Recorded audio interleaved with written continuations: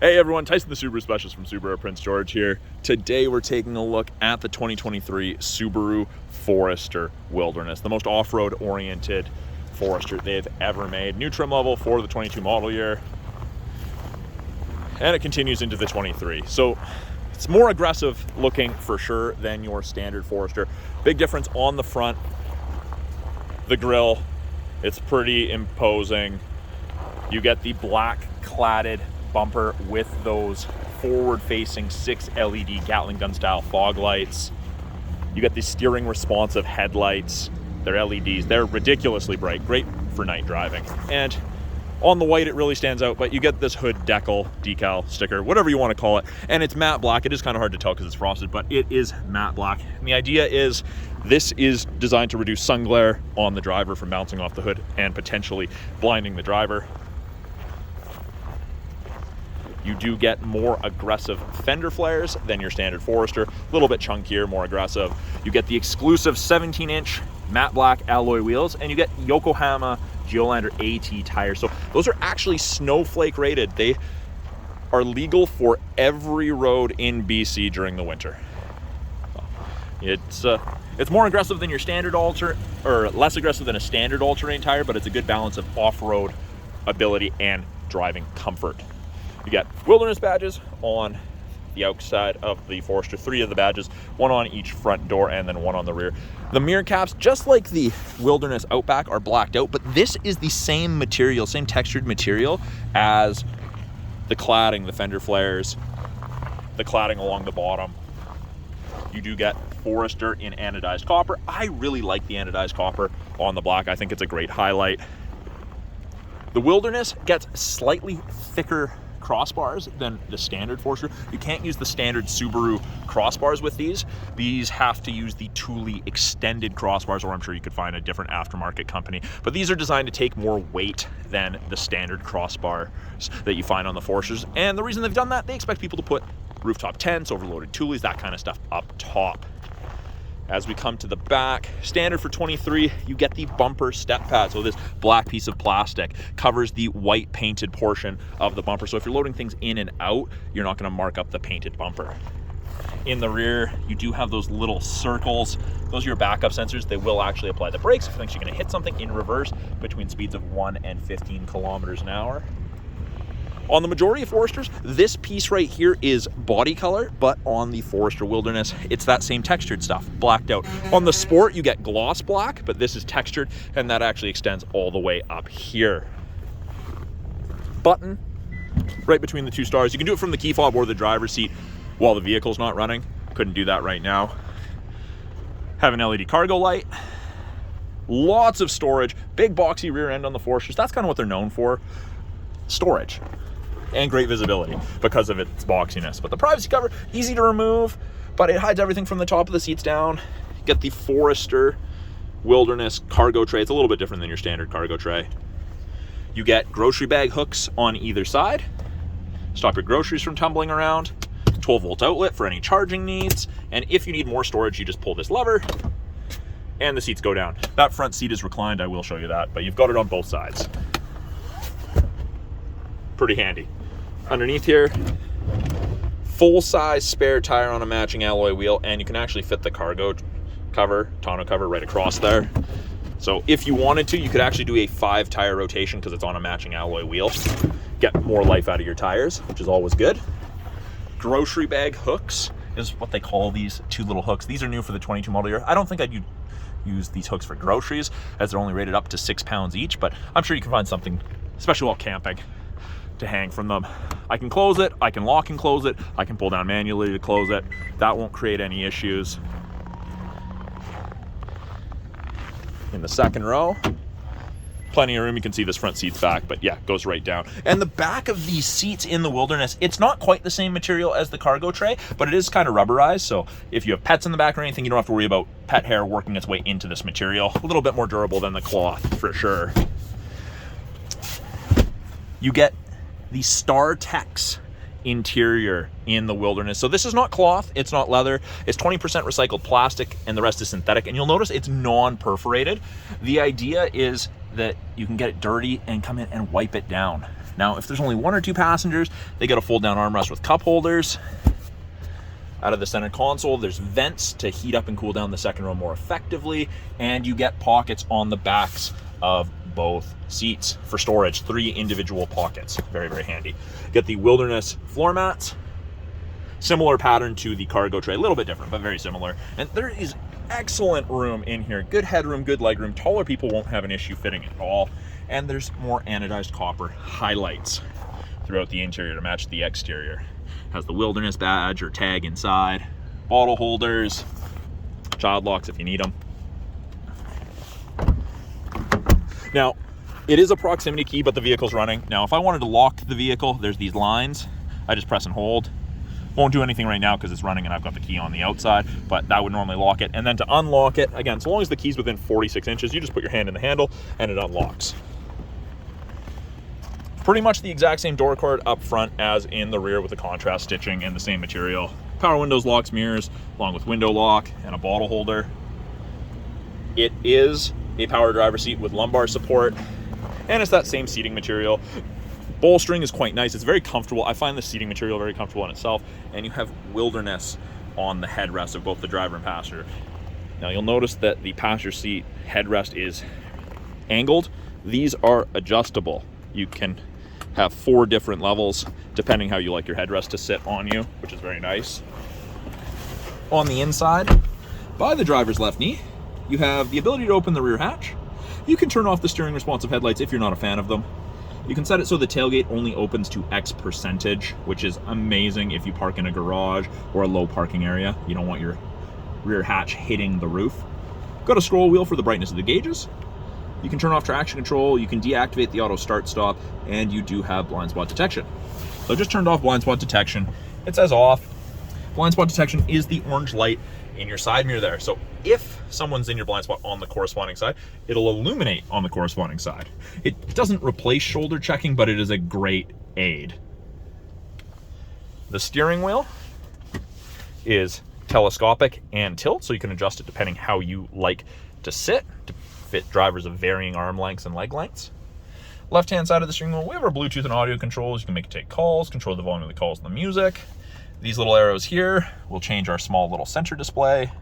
I really like the digital speedometer myself, and you do get unique gauges with the Wilderness. They've got those copper rings around them, says Wilderness on the left. You can see the headlights and fog lights are on. It's great, and actually, speaking of that, it defaults to auto. You can't accidentally drive around with your headlights turned off, which is great. Right-hand side, we've got our adaptive cruise, so the cruise that follows at a set distance behind the vehicle ahead of you, and we've got lane centering to help keep you between the lines above 60 kilometers an hour. Now, when I turn it on, you've got the Forester there with 4 bars ahead of it, all the way down to 1. The bars are the follow distance behind the vehicle ahead of you that you'll follow at. 4 is the max. At 100 kilometers an hour, that's roughly 150 to 180 feet, which is a decent amount. Lane centering I've just turned off and on. And the lane centering is great for highway trips. I like it for the second half of a day of driving. It actually gives you gentle steering input, keep you in the middle of your lane. It will help you steer through a corner. It's great. I don't recommend it around town, especially where we live, or in the winter, because you can't see road lines because they're covered in snow. 2 different drive modes. We've got Intelligent and Sport Sharp. So Intelligence for everyday. Sport Sharp's definitely more aggressive. Changes your torque curve. You'll sit at a higher RPM. You will pass things faster, and you just press it. You don't have to be stopped to do it. You can do it on the fly. You can see that's Intelligent. That's Sport Sharp. Heated wheel, which is great. Does not heat between the seams up here, but where you're supposed to keep your hands gets nice and toasty. There's a little dead spot here, and then more copper accenting. And even the stitching on the steering wheel's the copper, but gets really, really warm, which is awesome. Now, I can use this info button here to change this screen here. It gives you a bunch of different information. What safety tech is on, off-road screen, water temp, oil temp, weather, that's part of the satellite radio trial, what you're listening to, fuel economy, date time. You've got options for what you want to look at. It's also where our climate control displays, and it is dual zone, and it ranges from 30 on the high side all the way down to 15, freezing to tropical, depending how you and your passengers want it. It is easy to sync it back to just driver controlled. You can see where your airflow is being directed, and you can see your fan strength. Well, it's all very easily accessible, and it does have a nice little shade here, so even in sunny circumstances, you can still easily see that. Got Subaru's easy to use 8-inch infotainment system. It is all touchscreen, or we have the physical buttons below. Subaru's still put a CD player in the Forester, but we have access to Apple CarPlay, Android Auto. Those are both wired connections. Once the vehicle's registered, you have access to the My Subaru app. Put it in reverse, and the backup camera pops up. You can see the top of the bumper, so you have something to relate to. Rear assist braking's on, parking sensors are on. You can clean the backup camera from inside the vehicle, which doesn't seem like a big deal, but after driving on the road in the winter, or down a Forest Service road and it's dusty, that's the best thing ever. And in addition to the rear view camera, we do have a front off-road / parking camera. It's almost 180 degrees. It'll kick off at 8 or 10 kilometers an hour. It is a great aid, especially for parking lots. Below that, we have our climate controls. We've got driver's side temp, passenger side temp, the ability to turn on the heated mirrors, back window, and windshield where the wipers sit. Mode change where the airflow is coming from. It's synced to passenger side or driver's side temp. So if I adjust this and go down, the light goes out, I press sync, it goes back to controlled with the driver's side. Below that, little media storage cubby with 2 USBs and an aux port. Also have a 12-volt outlet there. This is rubberized. Stop your device from sliding around, hopefully. Automatic transmission. You do have a manual mode. You can pull it towards yourself and select your own gear, upshift and downshift. Great for off-road. I really like the downshifting. I use it down hills all the time, saves my brakes. In the center here, heated seats, high and low for both the driver and passenger. With the StarTex, it does heat up fairly quickly. That's the front camera button. We've got parking brake. You turn up, pull up on it to turn it on. Now my foot's off the brake and I push down. It doesn't go off, and it actually says to press the brake. So foot on the brake, push down, off it goes. We have AVH, which is a brake holder for drive-through construction or rush hour traffic in a place that is not Prince George, because we don't really experience rush hour. Cup holders, media storage. Then we have dual function X mode. So this is like 4x4 low in a pickup. So I twist the dial to the left, off-road screen comes up.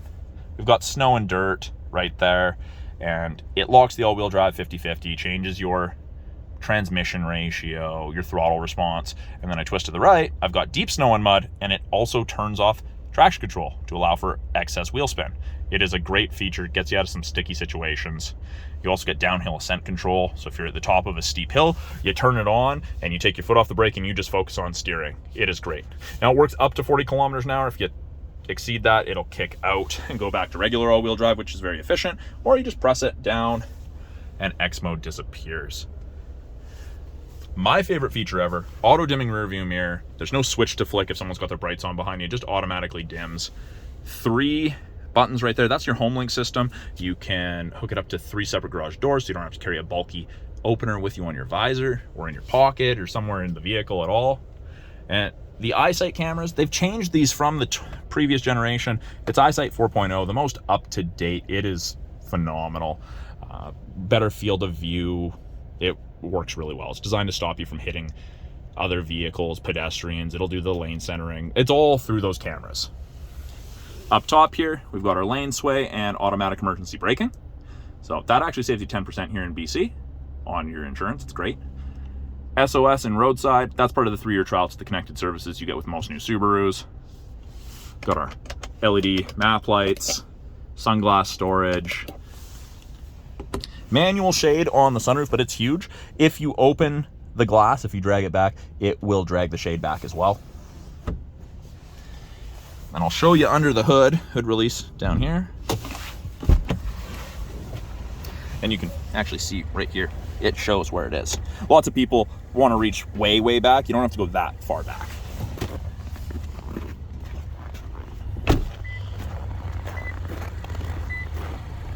So it doesn't just lift the hood, it kind of splits the grille. Go in here and I go from the right and move it to the left.